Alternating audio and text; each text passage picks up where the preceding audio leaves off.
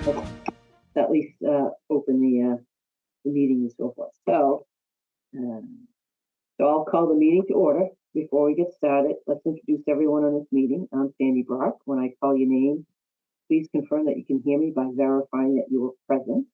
Starting with the commissioners. Travis? I'm here. Thank you. Jonathan? Present. Thank you. Patrick? I'm here. And Emily? I'm here. All right, fabulous. Could hear everyone. So we'll go to staff. Leah? I'm here. Is Pam back or, excuse me, Here for now. Jan? Okay, sorry. Thank you. Hopefully you don't run into too many problems. I will list out some of the applicants and their representatives. If you can hear me when I call your name, please respond. Bill Lovett? Here. Thank you. Phil Cadero? Present. Thank you. Matt Johnson? Here. Thank you. And then also, this is for the next meeting, but Jean Christie? Here. Thank you. And John Grant?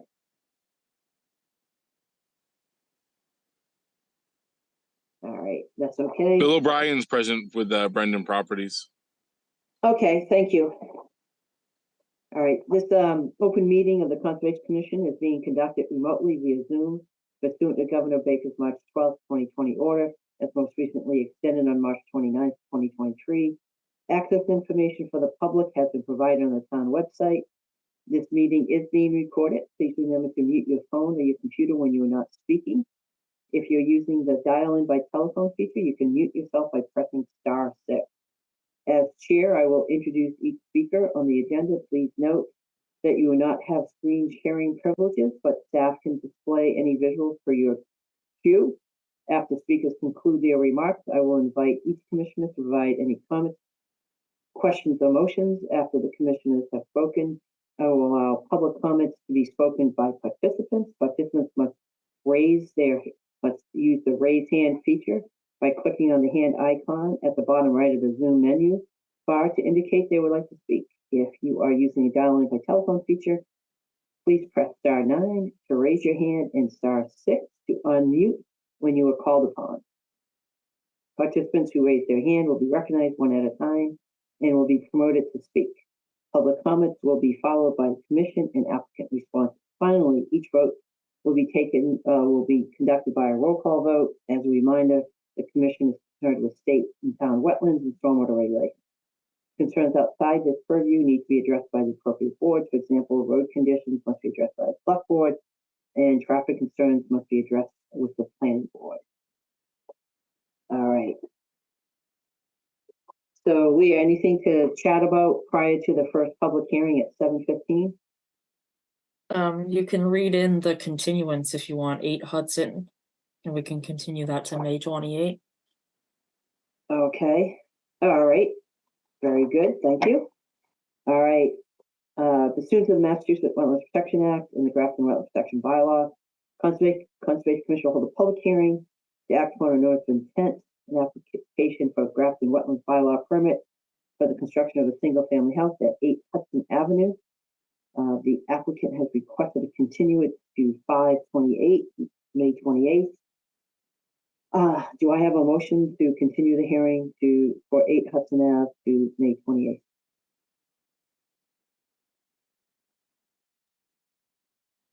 Move to continue to 5/28. Second. Thanks, Patrick.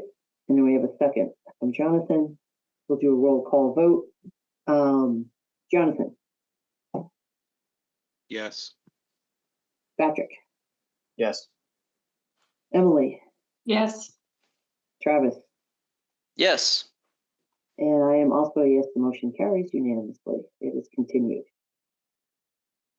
Any other housekeeping, Leah?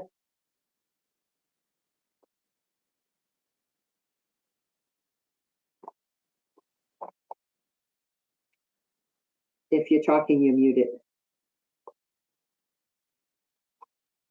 Sorry, we did not have any action items this time, which was surprising. I noticed that, but that is what it is. So We got 3 minutes to wait till the first, public hearing at 7:15 for 5 Millennium Drive.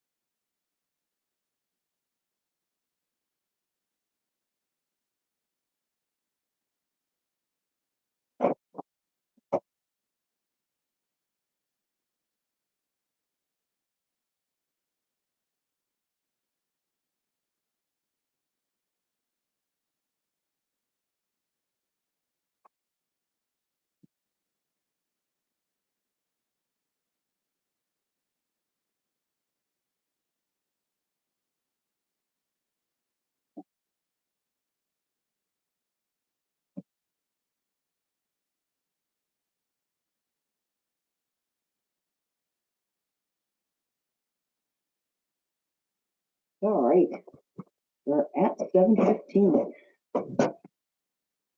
Okay. Pursuant to the Massachusetts Wetlands Protection Act, Grafton Stormwater Management Bylaw, Grafton Wetlands Protection Bylaw, Conservation Commission will hold a public hearing to act upon a notice of intent, application for Grafton Stormwater Bylaw permit, application for Grafton Wetlands Bylaw permit for construction of multifamily residence at 5 Millennium Drive in Grafton. And who is here to speak to that? Good evening. My name is Bill Lovett. I'm with the Claremont Companies, and I would like to thank the board and commission. I'd like to just give a brief overview of the project, and then I'll turn it to Phil Cordero from Allen and Major, if I may. Absolutely. Thank you. So thank you again for your time this evening. We at Claremont have been working on this project for a number of years at this point, and recently the project was approved in town meeting for a rezone of to the MBTA communities, as well as for a 40R project, which is a program that incentivizes development near transit, and this property being on the backside of the MBTA commuter rail is really a terrific spot that meets a lot of the criteria of that 40R program. So the project's 233 units as proposed. We had our first planning board hearing for site plan approval last evening, and we're excited to move through the project. There's a lot of if anybody's familiar with the project, there is a good amount of grade that I think that Phil will get into more detail on. So there's a fair amount of earthwork on the project. We're working diligently to with site contractors to minimize the impact on the site and the dirt movement, but there's certainly going to be blasting. There's certainly going to be movement of dirt in order to accommodate the development on the site. So with that, I will turn it to Phil Cordero, and happy to answer any questions from the commission at any time. Thank you. Thank you. So equally good evening, Phil Cordero from Allen and Major Associates, representing the applicant. Thank you for your time this evening, Commission, and happy to present the project to everybody and then answer any questions that the Commission may have on it. For whomever is controlling the slideshow, I'm sorry, I don't know who that is. There we go. Thank you. So quick frame of reference, just to let everybody know, I'll refer to Plan North as, well, north is page up, west is to the left and right and so forth. So for those of you who may not be familiar with the site, this is 5 Millennium Drive. It is part of the industrial park that was created several years ago. The property that we're looking to discuss with you this evening is highlighted in the red outline. It's about 10.7 acres plus or minus. To the north of us is currently vacant land, but it is slated for development. To the west of us is what's identified as Primary Colors, which is a manufacturer and light industrial use. To the south of us, and you can just see the parking lot below the red line below our site development. That's the MBTA commuter rail station that Bill was referring to a moment ago that makes this site very ideal for development for multifamily. And then to the east of us, to the east of the development proper, sandwiched in the property line, is the wetland resource areas that we're going to be discussing here this evening with the Commission. Just to reframe it, as Madam Chair had laid out, we are looking to obtain an order of conditions under the Wetlands Protection Act. We are looking to obtain a wetlands permit under the local wetlands bylaw. And then we're also soliciting for a stormwater management permit, again, also under the Conservation Commission's purview. What this plan doesn't do justice on, and maybe if you wanted to flip forward to the existing condition sheets, I'd like to just give the Commission one more sheet, please. A quick flavor, maybe one more, apologies. Just to give the Commission a very, very quick flavor, as most are familiar, you can see the topographic contour lines that are on the site. We do have a very steep site that is slated for development here. And what those contours represent is approximately a peak elevation at the midpoint of our site is about 482. And the elevation adjacent to our wetland resource areas is about 402. So there's 80 feet of essentially mounded terrain that sheds water in all directions, but most notably, it all flows towards the wetland resource areas. So in order to prep this site for development, and if we could go back to the main slide, please, the cover sheet, page 1, it's just the best overview. In order to prep this site for development for large multifamily buildings, and there are 2 here, they're 5-story buildings. They'll essentially all be at the same elevation, but we need to be able to alter the grade to accommodate the entry points to the building, site accessibility, site maneuverability, parking, circulation, emergency apparatus, infrastructure demands, sewer, water, stormwater, etc. So we're going to be affecting the grade on the site by taking the peak down approximately 40 feet. And then what we'll be doing is filling around the perimeter of the site approximately 25 to 30 feet. And where that comes into play with the Commission's purview is along the easterly portion of the site where we have our border and vegetated wetlands. And those border and vegetated wetlands were affirmed by an ORAD issued by this Commission back in 2022, so those are still valid. We've identified the boundary on the referenced plans. We've maintained the 25-foot no disturb distance as specified by the bylaw.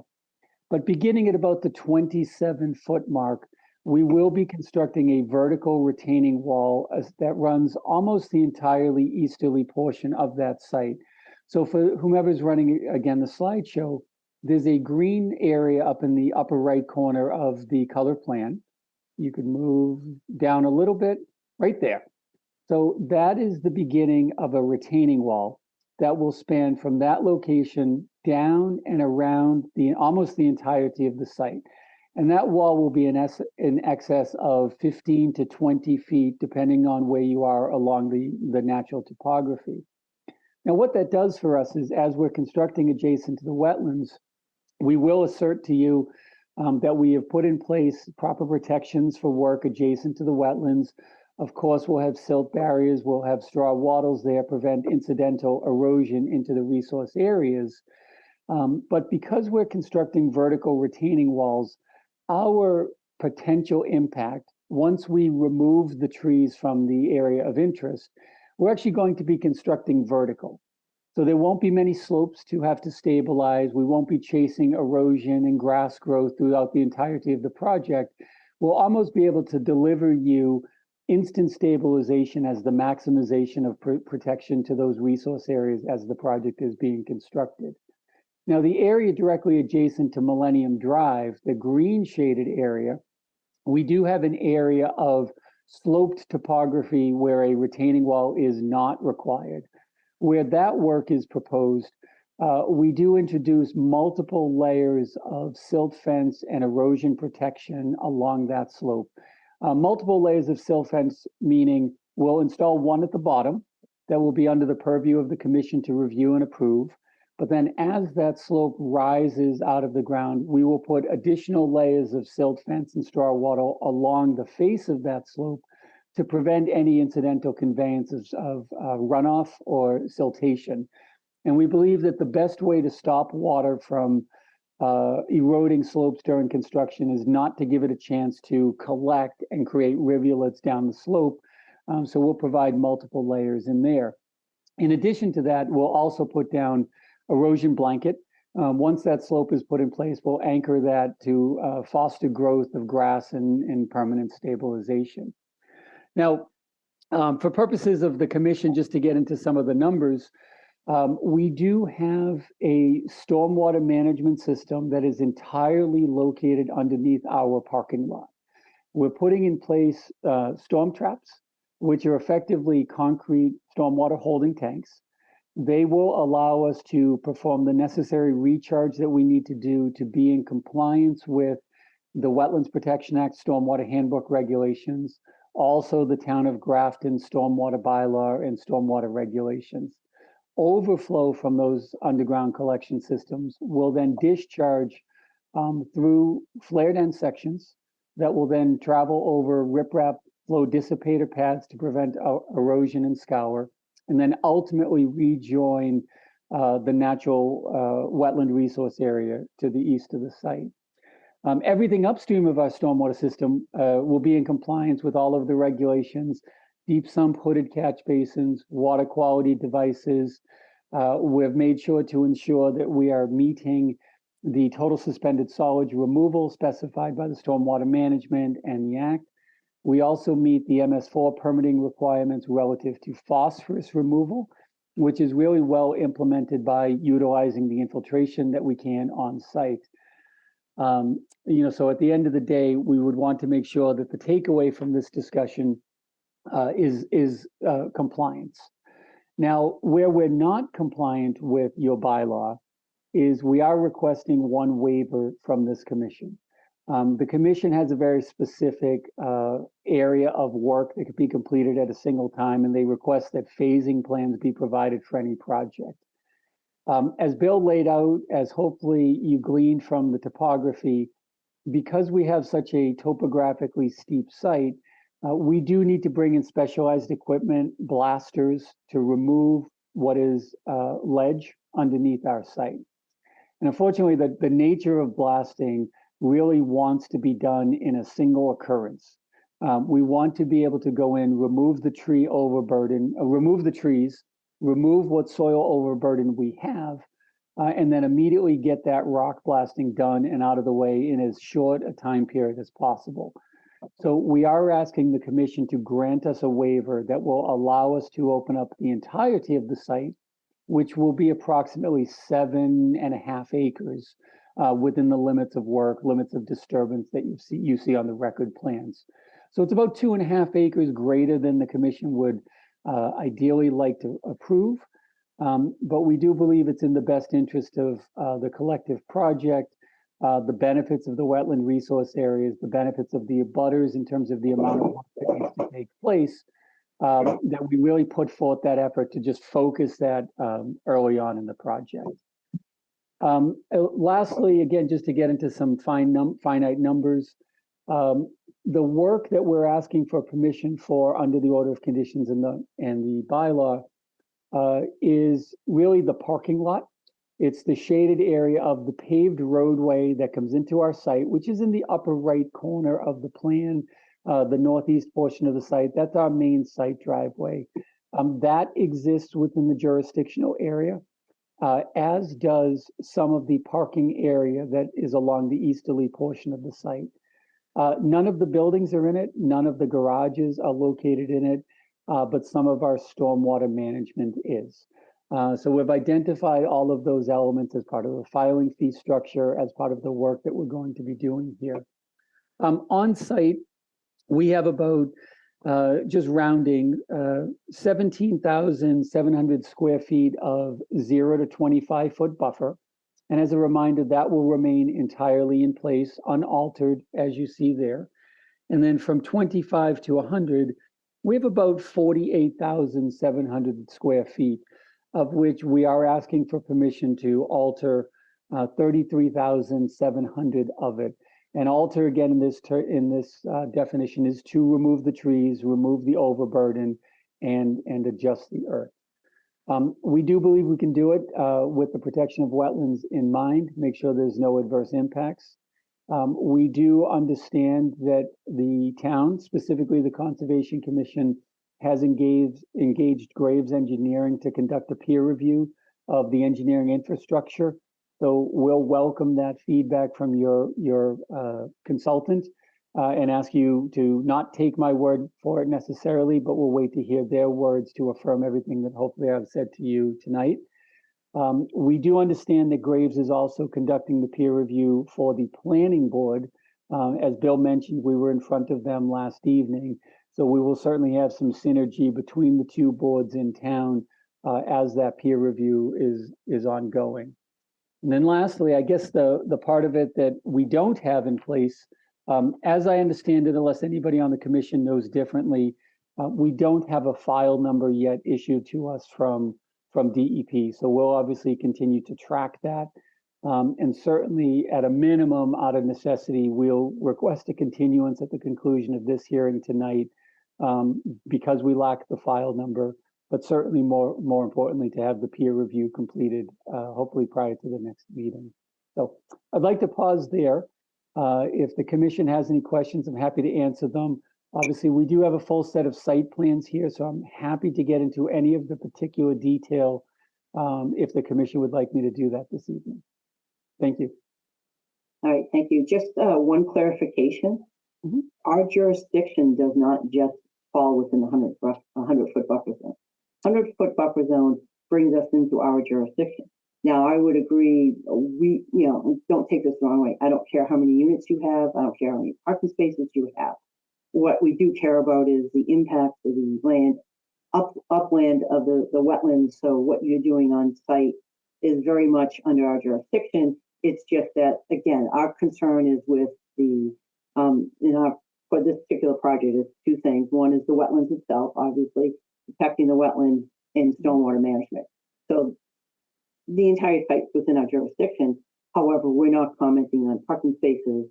We're not commenting on height of building, what's in the building, or anything else. So we definitely want to keep in to what our jurisdiction is, but it's not just we look at that 100 feet. We look at the entire site and how it impacts. So I just want to do a clarification on that. No, it's no problem. And we absolutely, we can talk about the entirety of the site. I don't mean to limit the commission. So if I misspoke, Yep. Thank you for correcting me. Yeah, we'll talk about the site as a whole, of course. Correct, yeah, and I don't think, I just wanted to put that out there. So, and again, you are correct, we do not have the DEP number, we don't have any of the comments from, from DEP yet. We also are waiting for our peer review to have their comments on it. So, obviously, you've already indicated that, and we'll continue. What I will do is go around to the Conservation Commissioners now and see if they have any questions. I have several questions. I will then, obviously allow you to respond.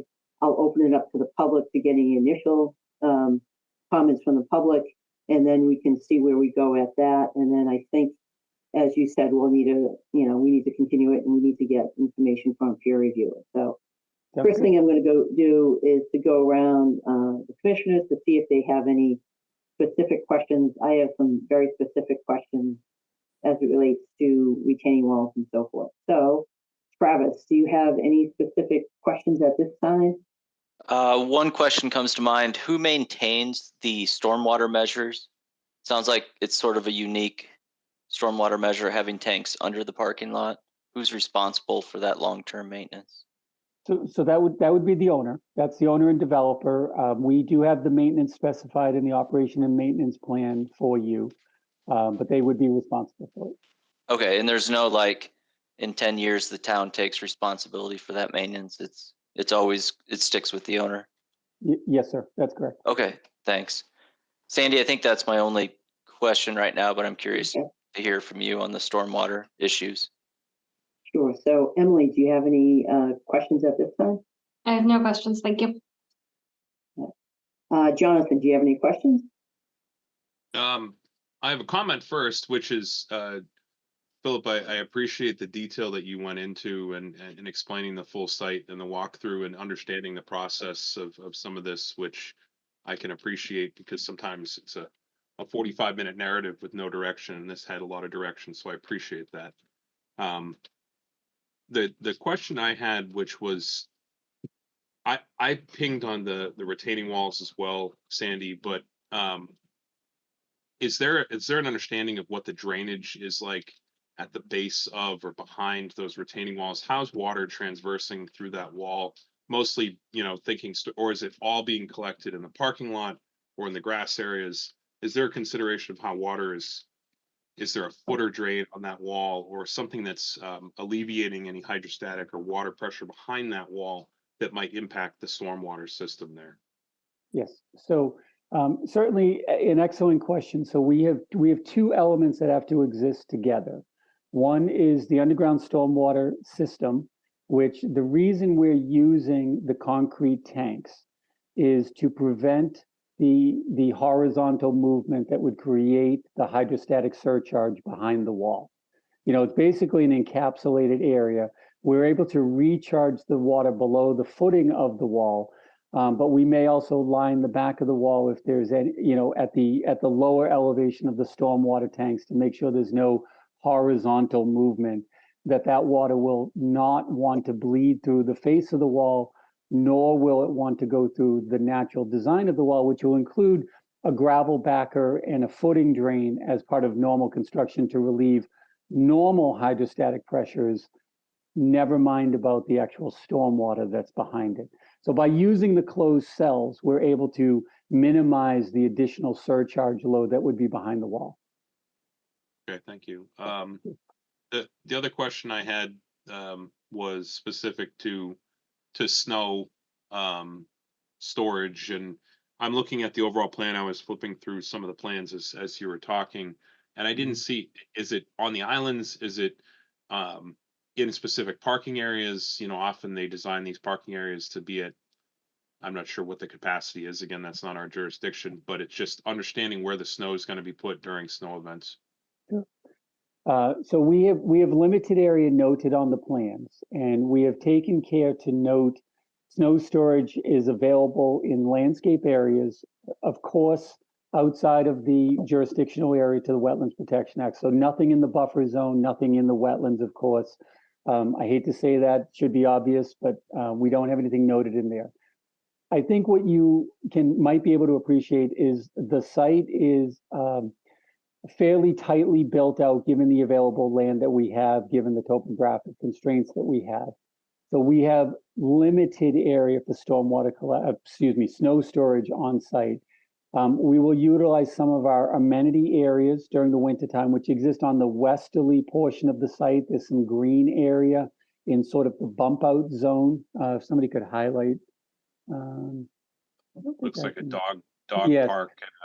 You're right in that area. Thank you. We do have a dog park there. We also have some to be programmed amenity space. We would endeavor to utilize that. We would endeavor to utilize the landscaped islands, but given the climate, given the way winters go, sometimes we anticipate the need for a condition, and we've brought this in front of the planning board as well as part of the narrative, we may need to employ off-site snow measures here, that when we reach capacity, it needs to be taken off-site in accordance with the Mass DEP snow removal policy, because we just don't have the land area available to store it for a very long time. That's helpful. Those are the only two questions I had. Thank you. Great. Thanks, Jonathan. Patrick, any questions? I guess I don't have anything else at this time. Okay. Yeah, I have a few things, and these are more just to highlight some of the concerns I have and not to really get into some of the details. The first one is just simply you don't have any details of the retaining wall. So to some of what Jonathan said about, having lateral pressures, I am familiar with the storm trap system, so I'm happy to see that you're using that because you don't have, unlike, whether it's pipes or arches, you don't have the lateral issues going on underground. Just one quick question, that does have an open bottom, correct? It does. It does have the open Okay. bottom because we do need to get that recharge component. Yes.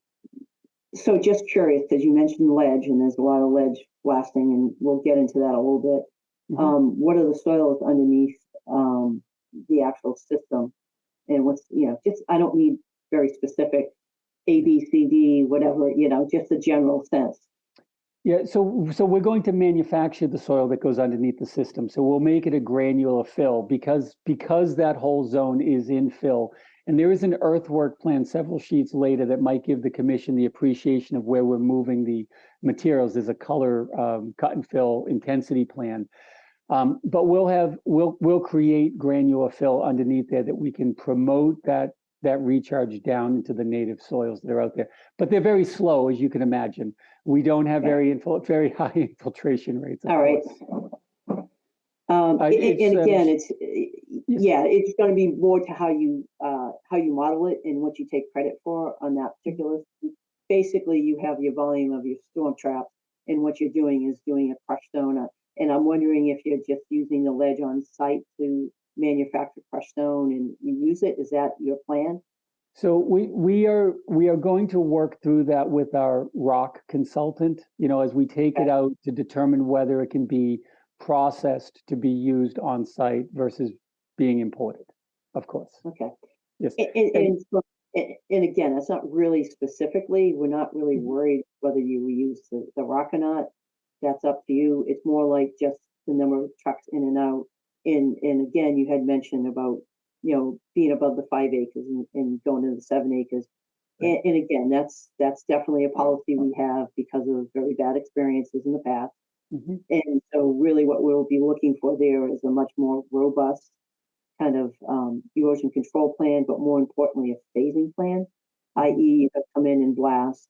And, I don't know how many cubic yards you're looking at or approximate of blasting. That can be time consuming. And as long as we know the schedule and what you're doing and what's exposed, or if the schedule is to go in and construct a vertical wall. So I don't know. So we just want to make sure that, having 7 acres of, open will be both of rock and the overburden and so forth. We don't want to create a condition on that. So to give you direction, what we'd be really interested in the schedule and, how you're phasing it and so forth. And I think you mentioned how the retaining wall, even though it's huge, will actually help, keeping everything on the site, which I don't have an issue with. Right. I do, Jim, if you could go to sheet C104.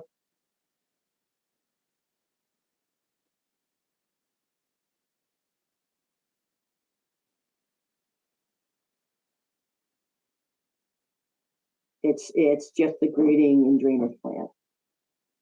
Perfect. And if you could zoom into the lower right-hand side, and this is just one area because there is no, yeah, it's panned down a little bit. Yeah. It's going to throw you onto the next page.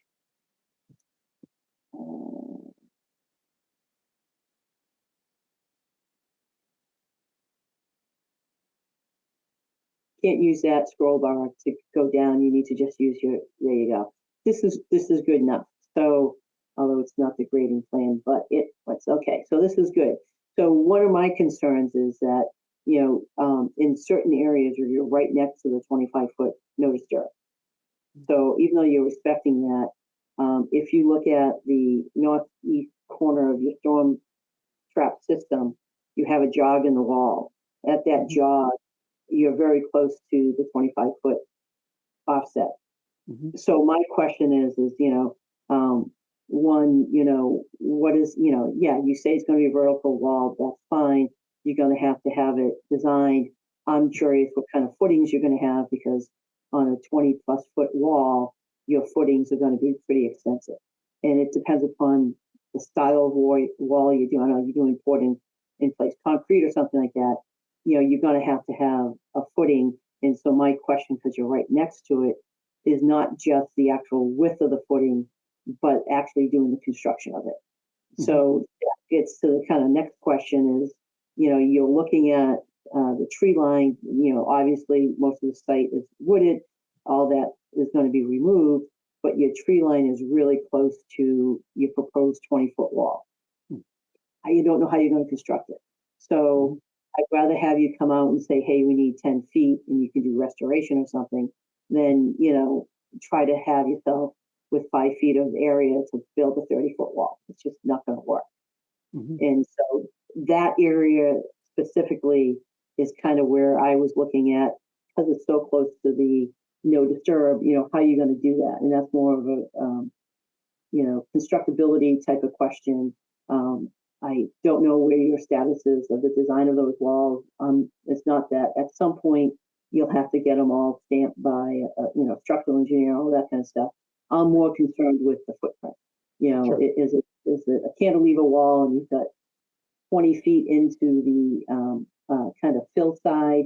And is that 20 feet, cantilever foundation, is that going to impact, your storm trap system?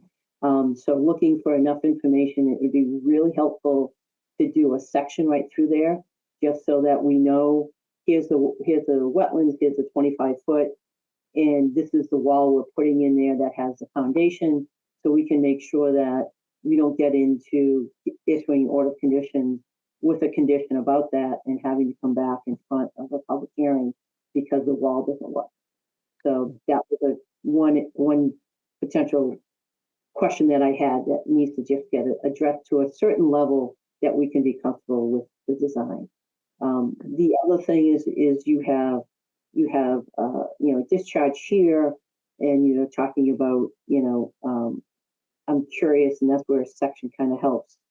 And I know that you have storm trap details on here, but it's not associated with the wall. I'm curious from a vertical standpoint where those storm scepters are in relation to the grade, adjacent to the wetlands near the outside of the wall, just to see if there's a elevation change and what happens with that discharge pipe. How does that really work?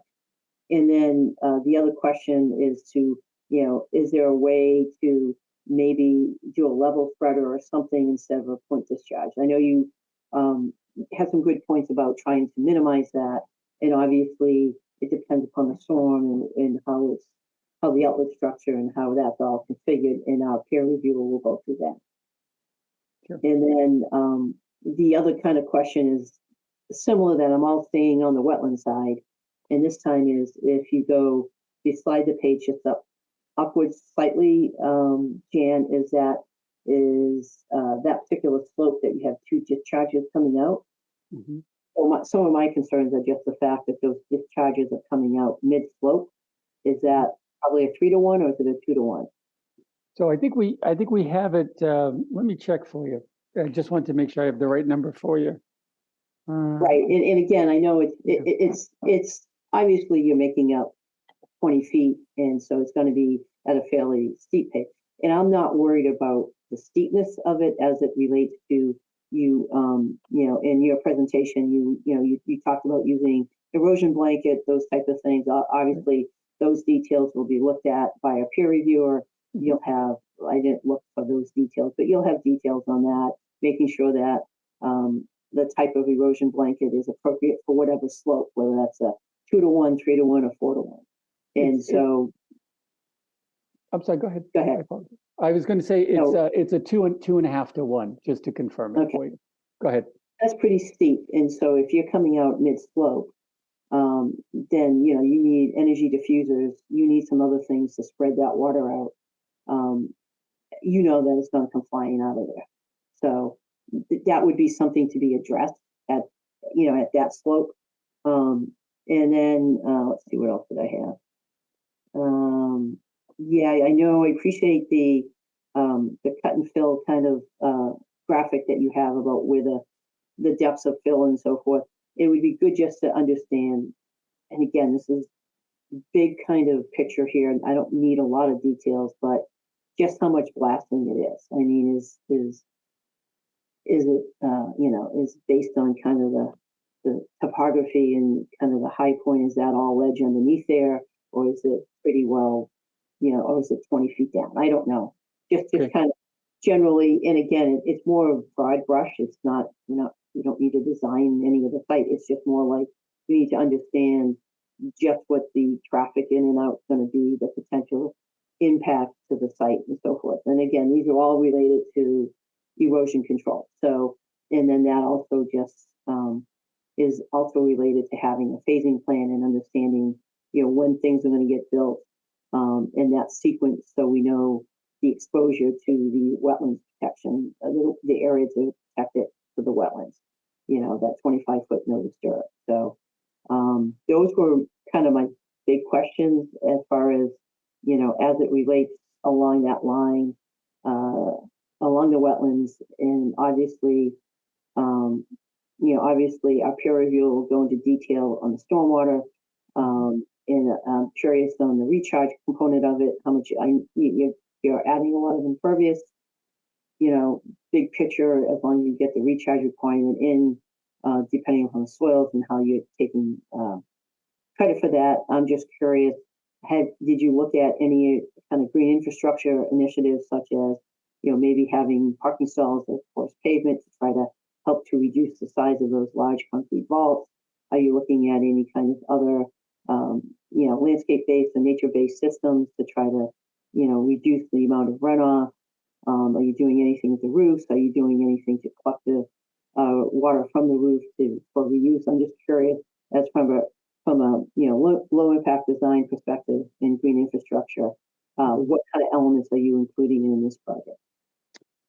So to answer it, I guess I would say that the project is really what you would consider a standard project, given the amount of complexity relative to the rock removal and the cut and fill. We did look at some of the greener based products like tree box filters, Filterra systems. We looked at opportunities for rain garden. We didn't study porous asphalt to a great degree. You know, we've not found, at least for us, the absorption that I think would be ideal for a lot of developers to take on the mantle of porous asphalt. So we didn't believe this to be a good candidate for that here. So we didn't do that. Unfortunately, a lot of them never really panned out. We don't have a lot of surplus land area that we could have created too many green infrastructure elements. So we ended up, I don't want to say defaulting to make it seem like we're not putting in anything less than a first-class system. It is a first-class system. It's just completely underground, and it doesn't necessarily meet the green initiatives that we would do on other sites. Yeah, and I'm sure you're very aware of the fact if you brought this in next year, you wouldn't be able to do that, because that's the main changes with the EP and the stormwater standard. They're not in place, and very aware. And we do. The only other thing about the porous pavement, the only thing I can say to that is that it certainly helps on your phosphorus removal, if nothing else. And again, to me, porous pavement is, again, just one tool in the toolbox. It's just, you know, there are places where you don't want to use it, but there are sometimes, especially when doing full phosphorus removal, it's very, very helpful based on the EPA curves and so forth. So, got it. All right. Okay. So, so that kind of wraps up kind of my initial kind of reactions, and obviously we'll get the peer review and any other comments from DEP. I'll go back. I'll first kind of open it up to any public in attendance. If anyone has any comments or questions, I just want to let you know that this particular hearing, it will be continued because we do not have a DEP number. But if you have any initial questions, please raise your hand. We'll be happy to respond to any questions or have the basically the applicant and their representatives respond to any questions. While Jan kind of monitors the public, Leah, you want to kind of go through some of your initial comments? Sure. We actually already hit a lot of them. I just have two small things. The sheet that we're on now on the eastern side in the wetland, what is that bold line? I think it was labeled a stone row on some of the sheets. I just want to make sure that we capture Yes. that it's like an existing something, It- not a it is- proposed.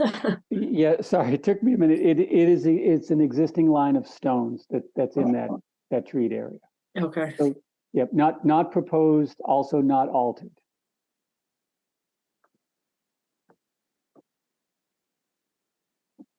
And the only other thing I had that we didn't touch on tonight is just that your illicit discharge statement in your stormwater report needs to be signed. We didn't find a signed one in electronic or hard copy. We will make certain that we get you a signed copy. Thanks. Sandy, while we're waiting on or Leah, are you all set? All set. Thank you. I was going to say, Sandy, while we're waiting on any of the public, I had two things that when you were talking, I was thinking about is, are we going to expect a condition for a bond based on the size of the site and the sheer amount of area that's open to ensure that it gets closed in a timely manner based on the schedule and the phasing? Or is that something that we would not be seeking on this? I think we need to work with the planning department so that they will have a certain amount of a bond. And typically we only want to, we don't want to bond a lot of things. The only thing that we're concerned with is if for some reason, not to say this will happen, if you expose the whole site and for whatever reason construction starts and the applicant is not there anymore, we need sufficient money to stabilize the site. So our kind of purview of looking at a bond, it's really all about making sure the site is stabilized in case someone walks away from it for one period of time. So, Yeah. but I think, Jonathan, I think that's a good thing to bring up. And I think it's something we want to make sure we coordinate with planning board and see if what they have and if they have a bond request. So. Yeah, just to piggyback on that one. The only other thing I could think of is with the amount of ledge that's there, or I'm not sure what the amount of ledge is, but if there is ledge present under the buildings, is there a proposed radon mitigation system or radon anything? And how does that tie into the stormwater? Because I know they'll often, I don't know if it's a separate system or if it's proposed to be perf piping that does get groundwater and then ties outside the building as well.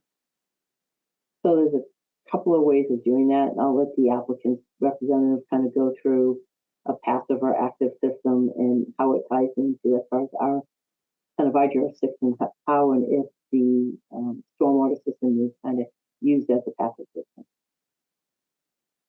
That's why I was trying into it. So, Mr. Cordero, I don't know if you have I don't know if it's proposed. I don't know if it's going to tie into it. Obviously, I see the roof outlets that are tying into the systems, but I'm not sure if that's something that the foundation drainage of the building and or if there was, I'm just seeing ledge and understanding in many areas that can promote it. Again, not in our jurisdiction in terms of that, but how does that tie into the stormwater if that's proposed on this site? Or does it? So I'm gonna ask Bill to weigh in on the radon. It looks like he wants to answer that. Go ahead. Certainly. So our experience has been that, an ounce of prevention, right? So putting a radon system in a building after it's built is obviously quite a challenge. So we, just as a matter of course, would put a perforated pipe in the stone in the underslab system and tie that into passive roof vents. So they would be laid out, on a building on this side, there might be, 4 or 6 passive roof vents going up through the roof. We would test after the building's occupied and closed, and then if necessary, we would activate those by, taking outlets or putting outlets in the attic and plugging fans in to activate that system. So, I don't ever recall seeing that system is really just for the, I'm just thinking from a finished floors level, I've not seen that tied into any type. We don't typically put sump pumps or anything like that. These are slab on grade buildings. They're not deep foundation. So I don't think that they're intended certainly to collect groundwater or be tied back into like some type of footing drain at a lower elevation. This would purely be surface just under the slab. Does that answer your question? It does, yeah. And again, my question, the nature of it was specifically about how and if that tied into the storm system. So if it doesn't, if it's completely separate from that, then again, that's your prerogative. I just figured I'd ask because if there was a basement or a crawl space or something where that was exiting and then trying to tie into storm or anything outside that building, that's where I was looking for the connection there. But that makes sense. So I don't have any other questions. All right, thanks, Jonathan. Anyone from the public? Has anyone raised their hand or indicated they have any questions? Nothing from the public. All right, thank you. So at this point, I'll just go back to the applicant and his representative. Do you have any questions for us? I mean, what I was trying to do is just give you some heads up of the things that when I kind of put through the plan that I noticed as more so information that we would need to demonstrate that we're not having an issue with how close you are to the 25-foot. There's other things that we need to discuss, and obviously the peer review will be key to that. But do you have any questions for the commission at this time? I guess my question from the engineering side, you've laid out a lot of information that you'd look to get. Did we capture anything? Is there anything else that we should be looking at in the meantime? We want to afford, any and all opportunities to give you the information quickly and efficiently and be respectful in use of your time. So I think I have everything I need to start answering some questions, but is there anything else, any lingering things that you think you may raise that we can look at between now and the next meeting? A good question to me. It's really just what I've gone through, and obviously we're waiting for the peer review. We'll get into the details of the stormwater model and the actual nitty gritty of the discharge points and so forth. But beyond that, the only other thing is take a look again about if you look at our local regulations, we do promote the use of green infrastructure and LID. So if there's any opportunities, that would be appreciated. Okay. Other than that, with no comments from the public, it's up to you to request continuance to our next meeting, which is when? The 28th. The 28th. And all right, and Bill Love's got his hand. Please jump on in if you have something to say. One question with regard to, and I appreciate your comment with regard to the retaining wall.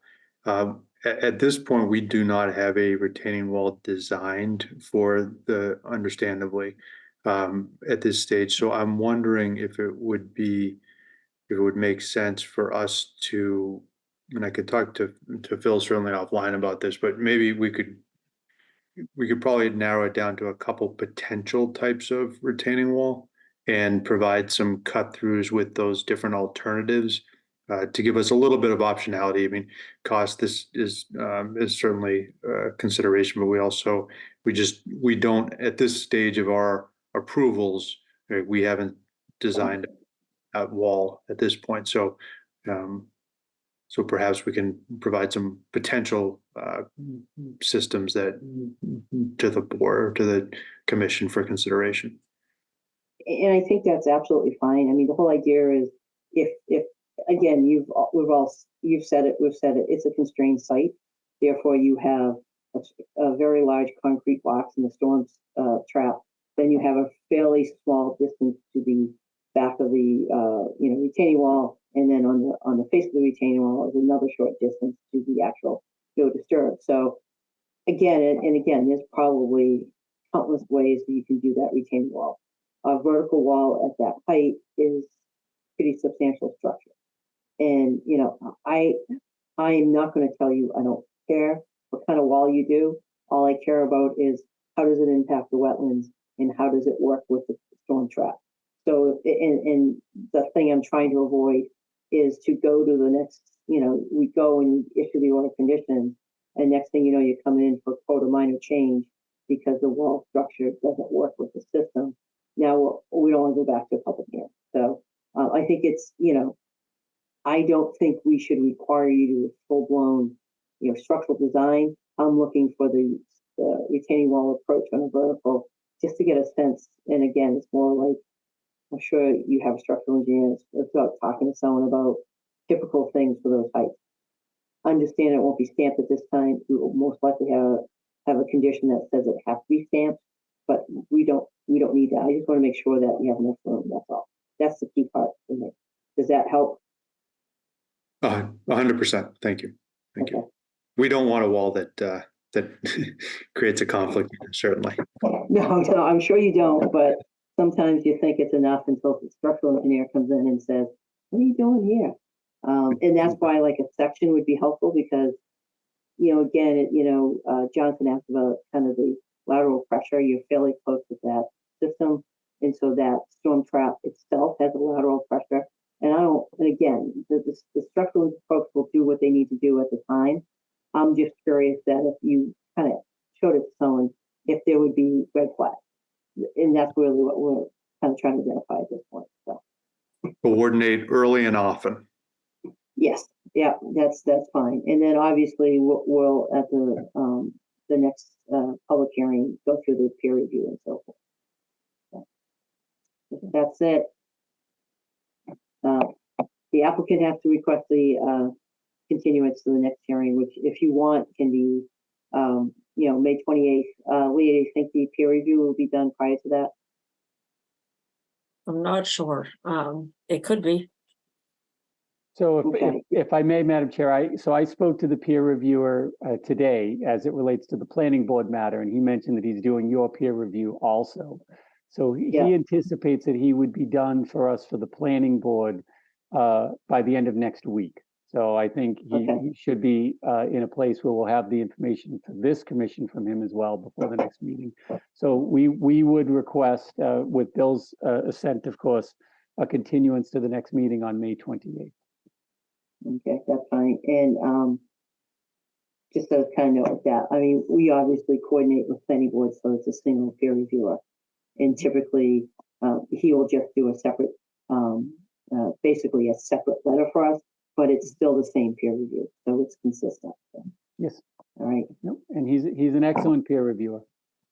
So, and based on that, I hear that you requested a continuance. We can do a motion on that. Before I do that, Leah, anything else that we should let these folks know? No, that's it. All right. Do I have a motion for continuance? I'll move to continue the hearing for 5 Millennium Drive until May 28th. Second. I have a motion and a second. Roll call vote. Jonathan, Yes. Emily, Yes. Travis, Yes. Patrick, Yes. and I am also a yes. That motion carries. See you on the 28th. Thank you. Thank Have a you. good night. Good night. All right. I need to find my sheet.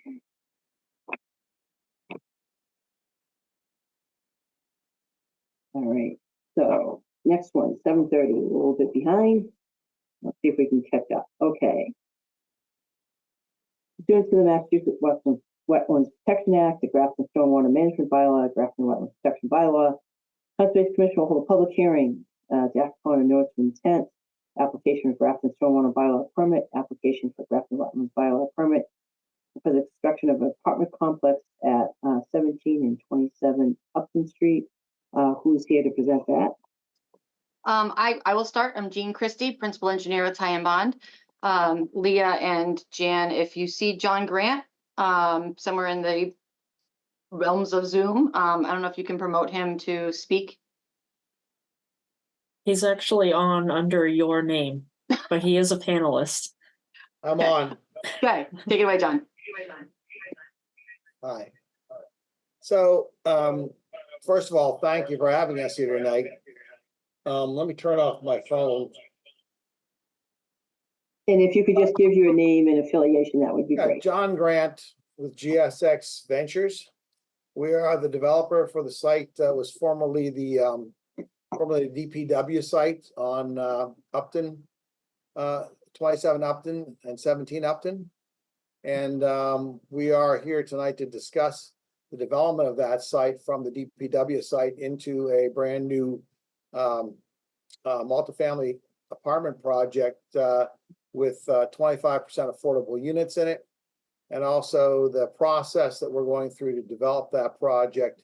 With us tonight, we have our civil engineers, we have our environmental engineers, and we have landscape architects to discuss the plans that we dropped off with you today. Jean Christie has pretty much been responsible for most of this effort. She's done a great job for us. We're in the process now of submitting plans as well to the planning board. But obviously our first stop is here with you tonight and to review what we have in the way of drawings and how we take that site that's pretty ragged right now and turn it into a beautiful finished site with some amenities that I think you'll find to be pretty attractive in the realm of things, and also have adequate parking and also have adequate area for snow removal. So I'm just going to turn it over to Jean to go through the drawings and explain to you a little bit about what we've done site-wise and where we are site-wise. And so, Jean, if you don't mind taking over from here, I'll just sell the sidelines. So again, I'm Jean Christie, Principal Engineer at Ty and Bond. I'm joined with a bunch of folks from Ty and Bond, kind of my support group through this project to help answer questions as we go through things tonight. So I think a little bit of backstory. I know I was before the commission last year with John as we presented some concept plans to get some initial feedback from the commission. But years prior to that, as a reminder, the GSX, John Grant, had responded to the town's RFP to redevelop this property with the intent of building multifamily housing here. So this has been going on for a few years. We did some due diligence work for a while, and now we're finally into the real design work.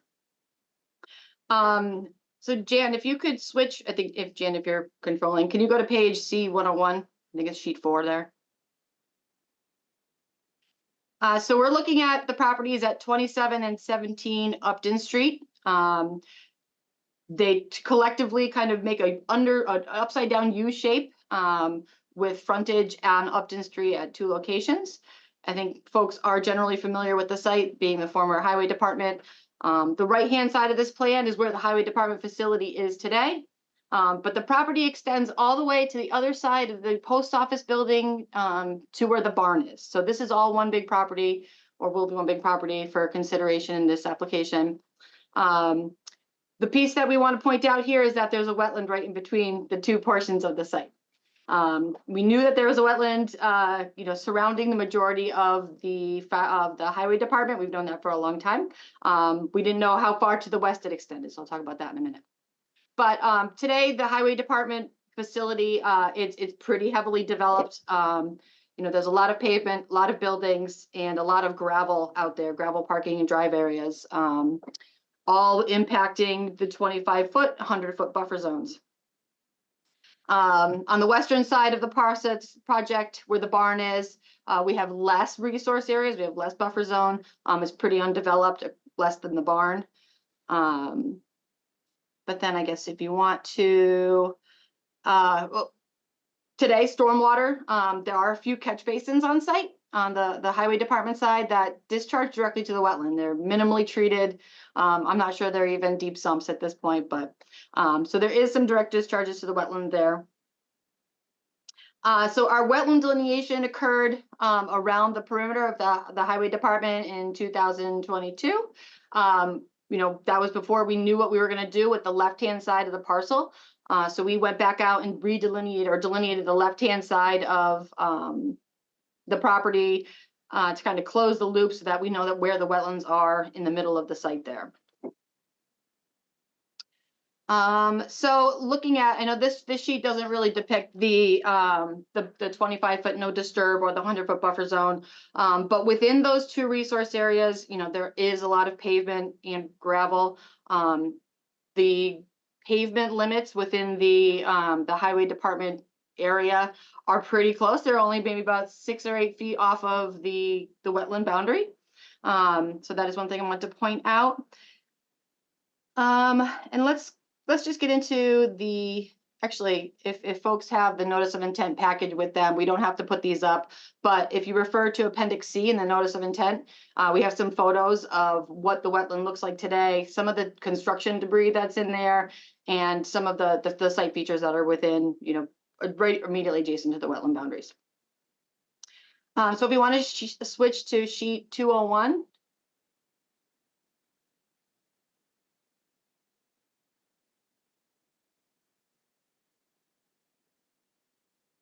Two more. Thank you. So this is looking at what the development of the sites is intended to be right now. We have an L-shaped building, which is on the left-hand side of the property. It's pushed as far back as we can. It's about 120, it is 122 residential units. In front of that, we have our parking area, which is about 91 spaces. Inside, underneath that right-hand leg of the building is covered parking, so there's 25 parking spaces there. Most of this area is within the 100-foot buffer zone, definitely in the 25 as well. Some of our site amenities here are, you know, pedestrian pathways around the building, outdoor amenity spaces at the rear of the building for like grilling and picnic areas. If we move over to the left-hand side of the development, we have a separate parking area, which is another 72 spaces. And this is where we have more of our amenity spaces. We have recreational courts, you know, picnic and seating areas, and a resident garden area.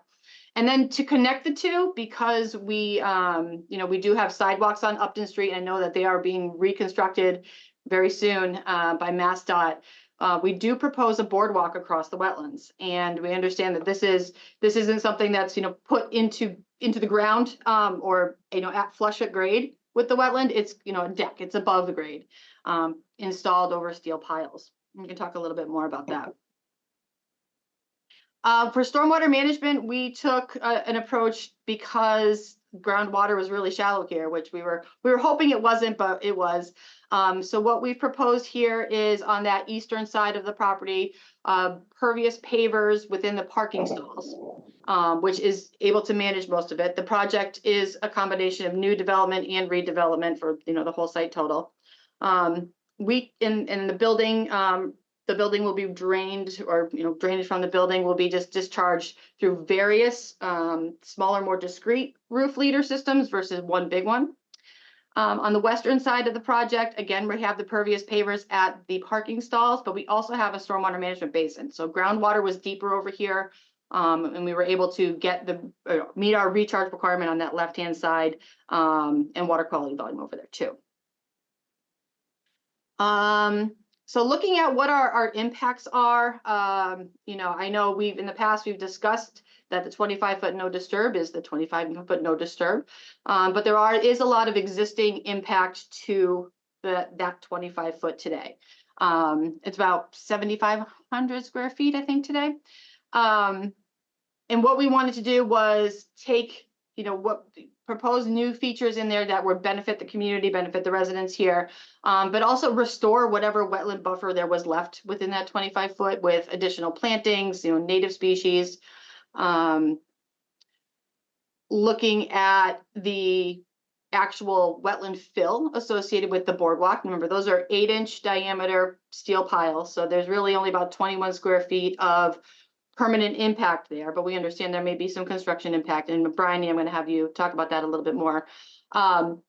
We do propose a wetland replication area at the northwest corner behind the proposed building. We also are proposing some invasive management and to improve the wetland function over there. Bryony, do you have anything you'd like to add about that?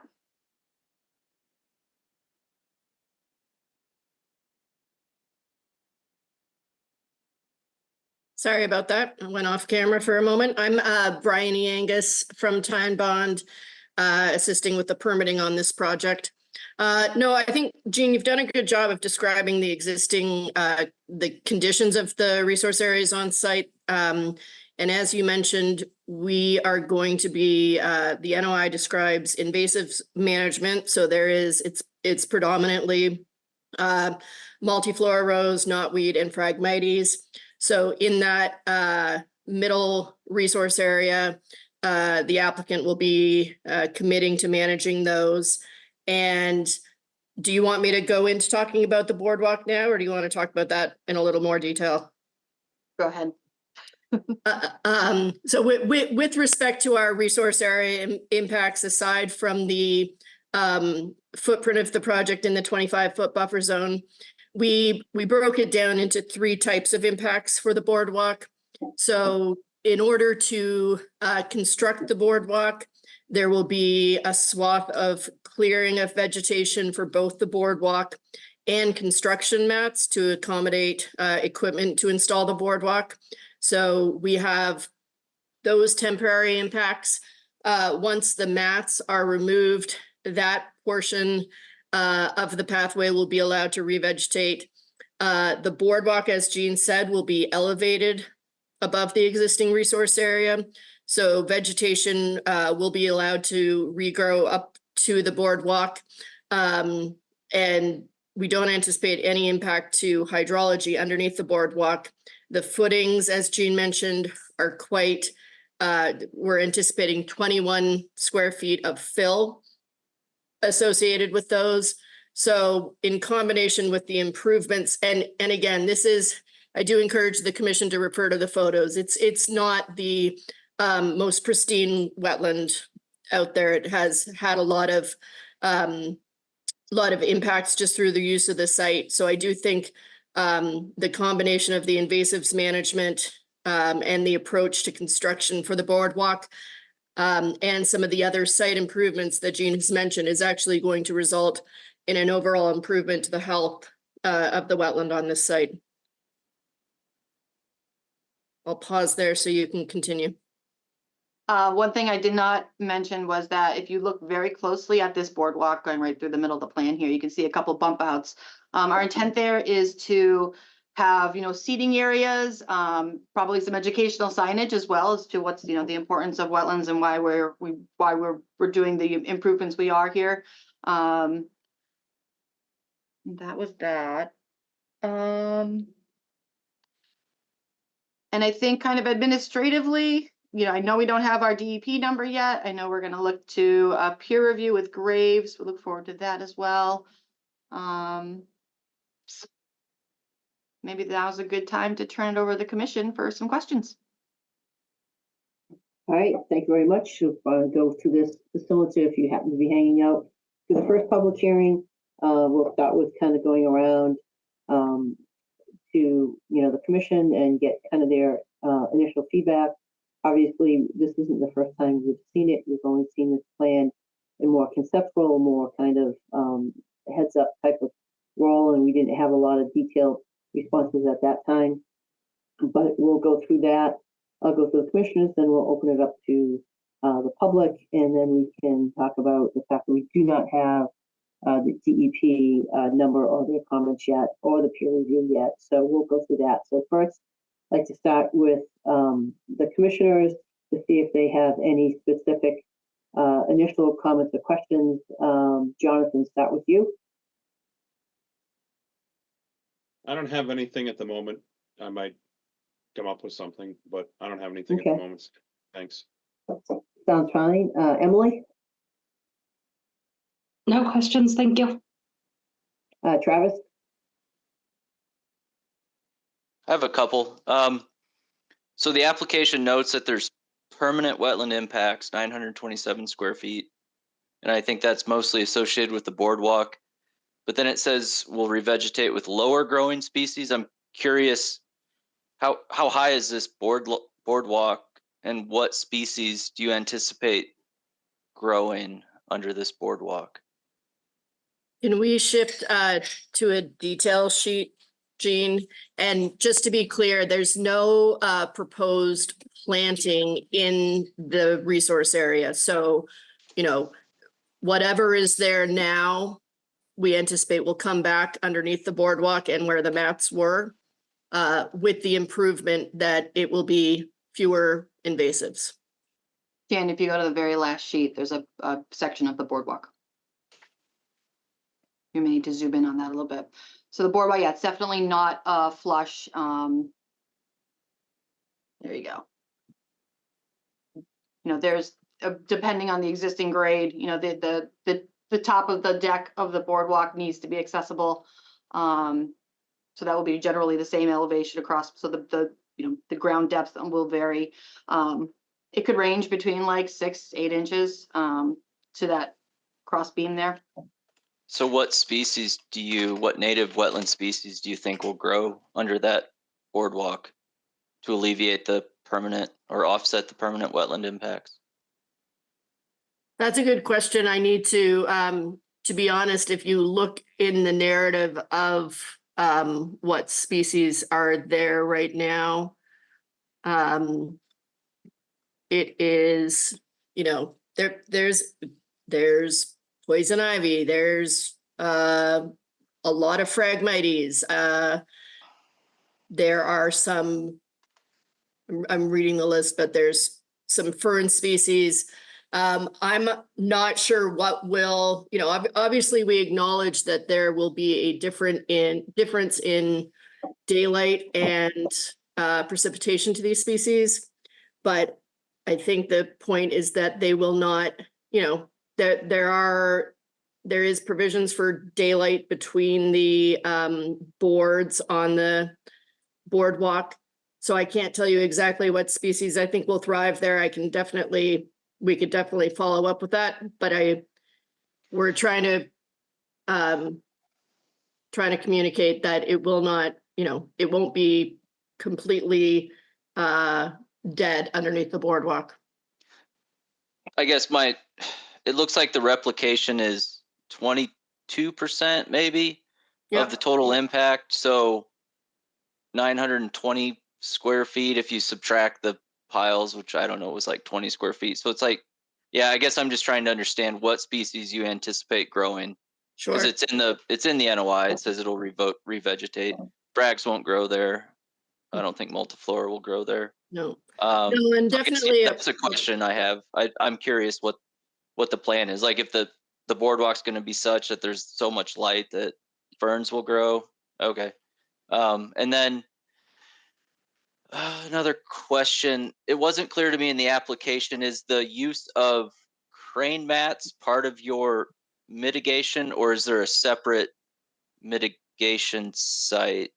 Like the 570 square feet of mitigation, is that part of the crane mat installation? Because that's part of the temporary impacts. Correct. So the crane mats is part of our, I'm just going to go to where our impacts are. The crane mats are directly adjacent to the boardwalk. So we have 927 square feet is the clearing underneath the boardwalk. Then we have 1,622 square feet. That's installation of crane mats directly adjacent to the boardwalk. So we consider that a temporary impact. Those get pulled out at the end of construction, and then we have our permanent fill. So we fully acknowledge we are not meeting a 1-to-1 ratio for replication. We're certainly open to discussion, but we're also hoping the commission considers this in sort of a more holistic framework of what is being improved at the site, and the fact that the impacts are, you know, that overall on site the wetlands are being improved, and then the size of the replication area is truly, it's an area where we thought it would be most successful. This is a pretty, if we revisit the overall site plan, the site is full, is the portions of the site that are not proposed for project activities. There is not much that's not already wetlands. So you can see it in the sort of top left corner there. There are certainly additional areas to pick up some additional square footage, but our initial proposal was that the impacts to the resource area where the boardwalk is are not necessarily warranting a direct one-to-one. Okay, thanks for that clarification. And yeah, I just wanted to make sure that your use of crane mats, because maybe I'm reading the application wrong, but it sounds like the use of crane mats is mitigation for the impacts associated with the crane mats. Another Mitigation, not question- replication. Yep. Well, I guess I see mitigation as compensatory mitigation for impacts and then avoidance. So I think maybe I'm just misreading the application. And then the 25-foot buffer, I thought I read it was 20,000 square feet. Can you confirm what the actual impact is for the 25-foot no disturb buffer, the square footage? So today there's about 7,500 square foot of existing impact, like development inside the buffer, and proposed is about 26,200 square feet. And that includes clearing and revegetation, not just the permanent features like the stone dust walking path or amenity spaces. Okay, so this is a question to Leah or Sandy. We don't look at the existing, if there's an existing impact to the no disturb, do we say that's okay so it can continue? Does that make sense, Sandy? No, it's a great question, and that's where most of my questions revolve around, is to get things, to get, a clearer kind of, maybe it's a graphic or something showing, the impact or the areas of invasives, and just trying to come up with a way, we understand that first 25 feet is already not pristine, and kind of, if there's going to be some, let's call it restoration work within the buffer zone, then it would be good to tell a good story about what those restoration efforts are going to be. And, I think previously when this was just proposed as a conceptual, hey, look at what we're going to do, I think it was clear that we don't typically allow work in the 25-foot. This is a little bit different site. We need to have a little bit better story. And the best way to do that is put some numbers around it. So Travis, I'm kind of on the same page as you, where, we need to be convinced that, that one-to-one is not just acceptable, but that the end of the day, the proposed improvements outweigh, maintaining a 25-foot area that is not pristine and that doesn't have, there's a value based on this, which is under the local, not under the state. So it's really about going through that 25-foot and kind of describing what's there now. Whether, again, there's a difference between, when you look at the photos and stuff, between just kind of invasives within the 25-foot area, as opposed to putting in, a robust native plant species that, will complement the wetlands, as opposed to, just happen to be plants next to the wetlands. And again, and part of this story is, I think it'd be very valuable for us to understand what has been cleaned up.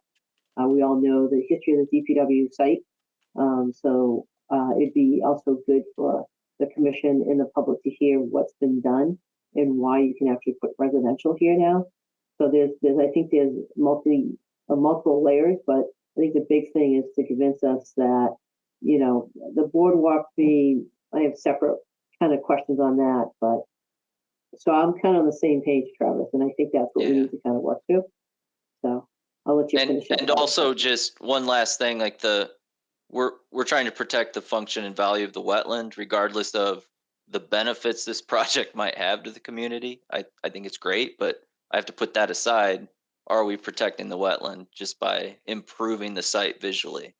And I guess like Sandy said, we have to be convinced.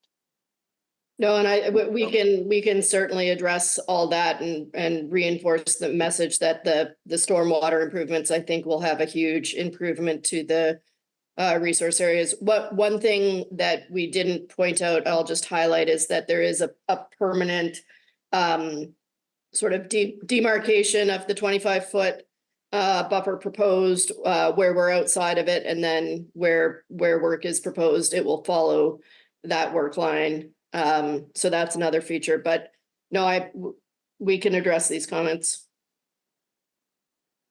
I think that's it for me, Sandy. But just like the 25-foot no disturb signage, that's kind of a standard condition, right, Leah?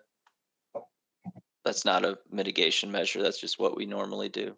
Yeah, and I think they talked about it in their narrative, putting it either at the 25 if possible, or at the like their limit of disturbance. Okay, that's it for me for now, Sandy. All right, great. Patrick, do you have any questions? I can't remember if I asked you or not. You haven't yet, but Okay.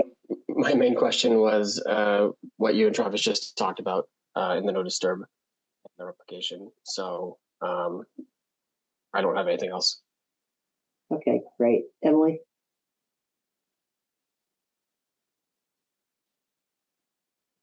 Sorry, no questions, thank you. All right, thanks. The only other kind of questions I had were around the boardwalk, and my questions are more centered on the construction process. And there are definitely alternatives out there for this type of boardwalk, is to have it installed without having to put down crane mats and everything else. I mean, I'm just wondering if you've looked at alternative construction approaches to that boardwalk, and basically using kind of a build, put in the helical piles, build. There's different, products out there that you don't actually have to use a big crane for and so forth. So I don't know if you've looked at that. So my main question on that is, that's just an alternate way of installing kind of a pedestrian bridge / boardwalk type of thing, where you do less impact to the actual wetlands and so forth. I don't know if that's something that you're familiar with or had investigated. Yes, we definitely, helical piles was our first thought for these.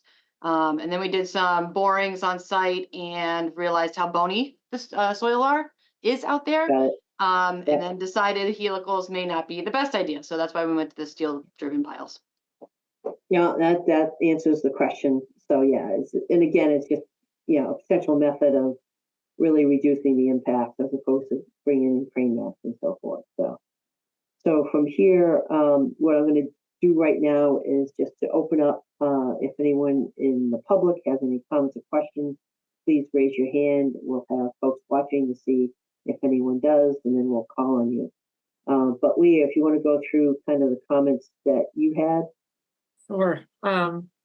So I don't think we talked through snow storage. Where is that proposed? So we're looking at, on the eastern side of the property, there's not a lot of room for snow storage, so that will likely be trucked off site. On the western side, there is, a few extra parking spaces if that was an option for snow storage, or we're going to be putting it up and over the curb, probably onto, the bocce courts or something like that. And then ultimately anything that did not fit on site there would be trucked off site, but it looks like that's probably our only option. There are a couple features that I want to point out as not options on the eastern side. So, based on early discussions with the fire department in town, we do have kind of these pull-offs, and what they're at either corner of the building, just so that we can get a fire truck around it. They're like grass pavers. Those look like great areas for snow storage, but they're not. So I just wanted to point that out. Okay. I did find a really, really old order from the salt shed. So I can send you the info on that to just close that out, because it was recorded. So it'll probably come up in the transfer of the property. But we can chat about that. I think your narrative talked about some soil remediation work. Yeah. having to happen? If you can just give some Sure. detail on that. So a couple years ago, actually, I think it was even before that, when the town put the RFP out, the town had contracted with an LSP to look at what that former use of the highway department may have an impact on for soils and contamination. So it was identified that lead was present probably in the front area of the highway department. We've then been, Tybon has been out again and confirmed that. We're currently evaluating where if lead is being moved through groundwater, and so far so good with some of our results, but there is definitely lead in soil that will have to be remediated before any of this development can happen. That does not have to happen until the buildings are demolished, though. So until that time, it is, fine where it is. But that is part of our work in developing that plan to, safely remove and dispose of those soils. And they are quite limited to a very small area, which is good. Just a quick question. Will that be done under a separate notice of intent, or do you want to keep it under this notice of intent? And that's a question you don't have to answer right now, but. Okay. We'll think about that then. Just putting it out there, whether it's in this, because if it's part of this, then we'll need some details on that. If you wanted to do a separate NOI, that's your choice. But I'm just thinking schedule-wise and so forth. We can probably get you the information you need. I think we have everything pretty much in-house already, so we can get you a submittal on that. Yeah, and that's totally up to you on how the process you want to go through. Okay. Sorry, Leah. Go ahead. No, that's good. Jan, can you pull up the phasing plan that they provided? I just wanted to show the commission this and have you walk us through it. And if you can just give like amounts of earth exposed per phase. Don't think I have the actual the numbers for you, but that is something I can have for our next meeting. The idea here is to get the do your phase one is your site prep work, so that's going to be your demolition work, would include that remediation work as well, removal of pavement, of buildings, of construction debris, things like that. And then prepping the site for construction of the building. So we would probably, we're looking to do like an earlier foundation work, maybe even this fall. And then, once that foundation, once the building is under construction, we can do the rest of the site where we would, install utilities with that foundation, get all that stuff in early. Then we would start to button up the site and do, the parking areas and building all the curbs and walkways, the site features and amenities, and then, eventually doing all the landscaping as in our final phase of stabilization. I know this plan is very colorful and lots of patterns. So if there's other specific questions about how to understand it, I'm happy to talk through. That's all I have on my list, Sandy. Okay. Obviously, we've already chatted about it, is the fact that we're still waiting for the peer review, and that we also are waiting for the DEP number and comments. And so, quick, Jan, anyone from the public have raised their hand? Well, Leah. Nothing from the public. All right, thanks, Jan.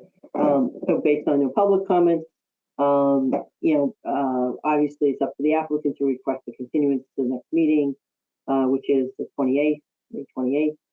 And then hopefully you'll have the peer review by then.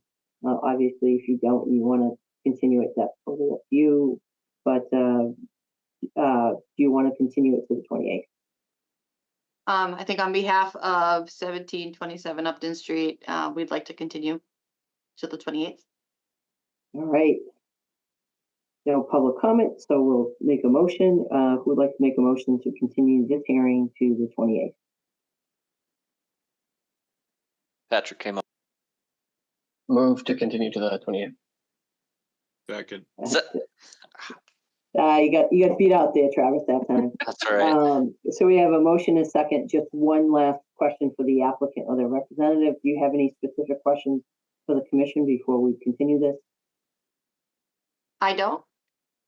I don't either. I just wanted Okay. to say that, last time, we got a lot of beneficial comments from you guys, and one of the things we did do is redesign the building and take it completely out of the 25-foot setback. So, we have already moved the building once to comply and make sure there wasn't anything of the building, a part of the building that's within the 25-foot, buffer zone. And, we ended up with a better building, I think. So, we're willing to work with you back and forth and make sure this is a win-win for all of us. The, the walkway, across the wetlands, which is basically like a dock. I mean, you're actually building piles and, building a deck over top of it. I don't know if we could adjust the height to get more light underneath it, but, it's only 6 feet wide. So I'm not sure that things growing on one side wouldn't sort of work their way under the way things do on people's porches. And hopefully we'll leave some space between the boards so some of that light will get down to those plants. In any case, again, I'd like to thank you for getting together and taking a look at this and working with us tonight. And we're looking forward to our next meeting, right, Jean? We are. Thank you Yeah. very much. All right, very good. So we have a motion and a second. So we'll do a roll call vote. Travis,